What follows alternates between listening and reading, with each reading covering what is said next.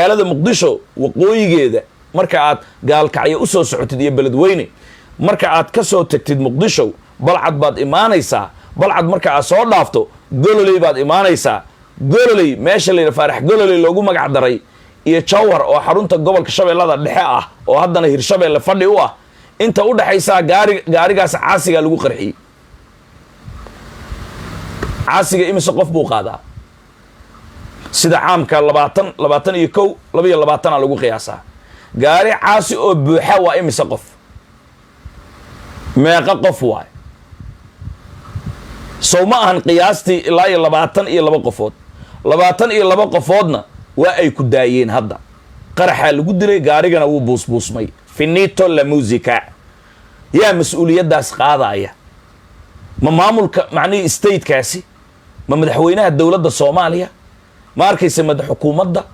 ra'iisul wasaarihi dhahay Falastiin baan u gargaaraya Hamas macnii shacabka reer Falastiin gargaar way mudan yihiin Ilaahay baa gargaar leh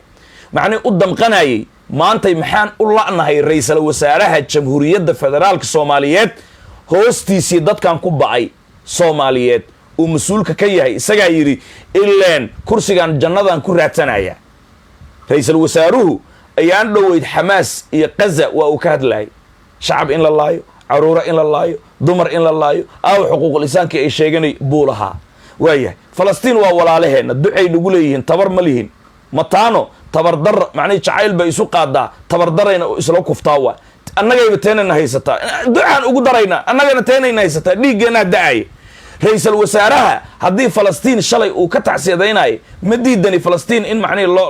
loo duceeyo oo loo hadlo laakiin horta marka hore taadi waa inaad adigu wax ka qabataa taadi yaa gabtay tu Falastiin aad u ordaysaa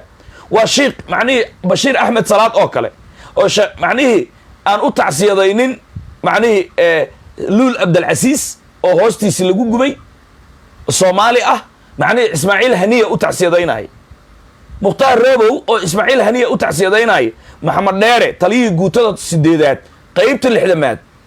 oo Digli Mirifla u dhashay aan u tacsiyadeynaynin Aadan Biit oo geesi Digli Mirifla Soomaaliyeed aan u tacsiyadeynaynin Ibrahim Yarow generaalka aan u tacsiyadeynaynin laakiin Haniya u tacsiyadeynay yay la haystaan dadkan Haniya waa loo tacsiyeyn karaa laakiin kan Soomaaliga waa inaa u tacsiyeysaa marka hore oo walaalkaaga ah oo muslimka ah ha gabadha walaasha la gubay waa inaa u tacsiyadaysaa walaalkaagii la gubay Axmed Dawlo waa inaa u tacsiyadaysaa haddaad mas'uul tahay markaas kadib aad kor aadi kartaa gaarigan caasiga ah ra'iisul wasaaraha haddana ma ka hadlaaya Xasan Sheekh Maxamuud ma ka hadlaaya tacsiim ma ka jeedinaya marka musiibada kaliya kuma eka ma arkaysa hilbahan hadda noo dhooban banaanka xitaa macnii Jawhar iyo inta u dhaxaysa gololey caasi ayaa ku basbeelay wixii saarna caasigana firaaqa ma ahayn waa u buuxay qaraxyo kale hadda ma ku sheegay haddana iga dhagayso hadda aan kula hadlay qaraxyo kale ayaa ku jira magaalada Muqdisho meesha lala rabo ma ogi ama idhaha ninkii waalnaa uu alifay ama ma alifin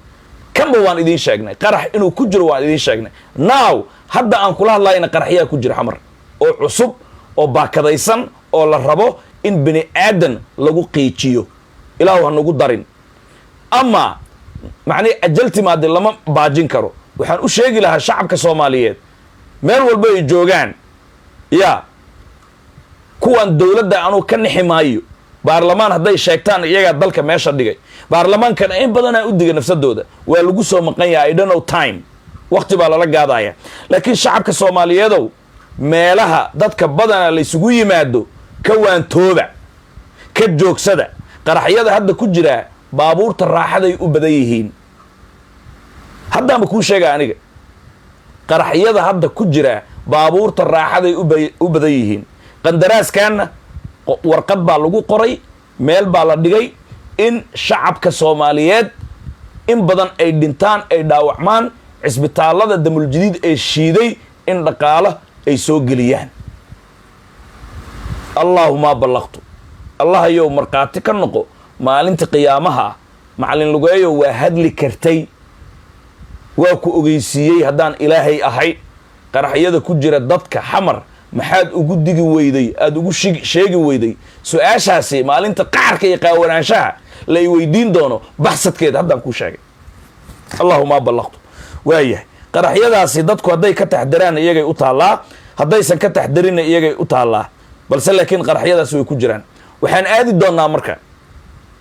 hilbaha ma arkaysa macnay dadka indhahooda ku soo arkay oo ma arkaysa meediyaha taagan hilbaha daadsan ayaan eegi doonnaa bal aanu daawanno aan dhegaysano wallahi inaysan dadku aysan waddanka ayna sii joogan cidla maamul doono ma oga shacabka hilbo iyo calool iyo wax badan ayaa yaalin meesha ma la fiiri karo dhiigga daadsan hilbaha yaallo waa ka calool xumoona meesha u taalo mar kale waxaa ka dhacay musiibada baan ah waxaan wax oo Soomaali in lagu baabiyo loogu talagalo waa Soomaali hadday intay safayshateen saa wax ka bedelina wallahi inaysan dadku aysan waddanka ayna sii joogan cidla maamul doono ma oga shacabka saana loo baabiyo dawladda maxay maamul doontaa hoos waxa saaka rag xal isku qarxiyay hotel Lee Seafood saddex rag oo aragnay oo afar ayaan soo arkay mid madaxiisa lugtiisa soo arkay